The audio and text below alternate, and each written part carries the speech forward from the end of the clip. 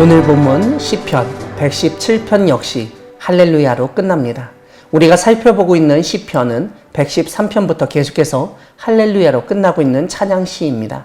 시편 117편의 시인은 제일 먼저 모든 나라들과 모든 백성들을 외칩니다. 시인이 나라들과 백성들을 불러 드리는 이유는 다름 아니라 여호와를 찬양해야 하기 때문입니다. 한글 성경은 1절 뒷부분에서 모든 백성들이 여호와를 찬송할지어다 라고 번역을 했는데 이 동사는 사실 영광을 돌리다라는 의미입니다. 하지만 영광을 돌리는 것이 찬송하는 것과 일맥상통하기 때문에 이렇게 번역을 했다고 이해할 수 있습니다. 오늘 시인이 모든 나라들과 모든 백성들에게 여호와 하나님을 찬양하라고 하는 이유는 두 가지입니다. 첫 번째 이유는 우리에게 향하신 여호와의 인자하심이 크기 때문이고 두 번째 이유는 여호와의 진실하심이 영원하기 때문입니다. 일단 여기서 우리가 주목해야 할 단어가 하나 있습니다. 다름 아니라 시편 117편의 시인이 2절에서 언급하고 있는 우리라는 표현입니다. 보통 성경에서 그것도 시편에서 우리라고 하면 하나님의 신앙을 가진 신앙 공동체, 특별히 이스라엘을 지칭하는 말로 사용되곤 합니다.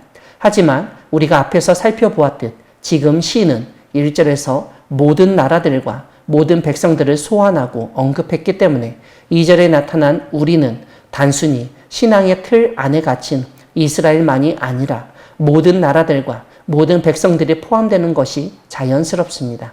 다시 말씀드리면 오늘 시편 117편의 시인은 여호와 하나님을 찬양해야 할 모든 나라와 모든 백성이 우리가 된다는 점을 알려줍니다.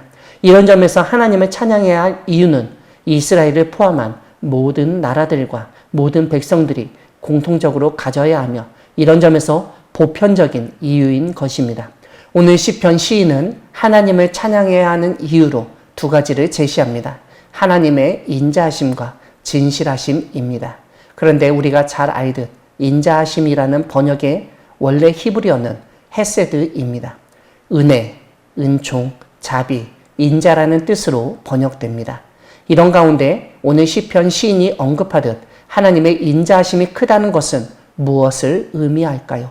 1차적으로 하나님의 인자하심은 이 세상에서 보는 사람의 인자하심과 다르다는 뜻입니다. 사람의 인자함은 한계가 있습니다. 나에게 잘하는 사람에게는 잘해주고 봐주지만 잘못하고 찍힌 사람에게는 가차없이 대하는 것이 세상 이치입니다. 하지만 하나님의 인자하심은 이런 세상의 분위기, 인간이 만들어가는 인자함과는 거리가 멀다는 말입니다. 오늘 시편 117편의 시인은 하나님의 인자하심은 우리가 이제껏 이 세상에서 경험한 그 어떤 종류의 인자함보다도 크다는 사실을 강조하고 있습니다. 우리가 이 세상에서 경험할 수 있는 가장 좋은 인자함은 어머니의 사랑입니다. 그런데 하나님의 인자하심은 그런 어머니의 사랑보다도 더 크다는 사실을 우리에게 알려줍니다. 그렇기 때문에 하나님을 찬양해야 하고 찬양할 수밖에 없습니다. 두 번째로 하나님의 진실하심에서 진실은 히브리어로 에메트입니다. 이 말은 진리, 진실로 번역됩니다. 하나님의 진실하심의 가장 기본적인 의미는 하나님은 이랬다 저랬다 하시는 분이 아니라는 점입니다. 사람의 마음, 특히 여자의 마음은 갈대와 같아서 바람이 불면 이리저리 흔들린다고 알려져 있습니다.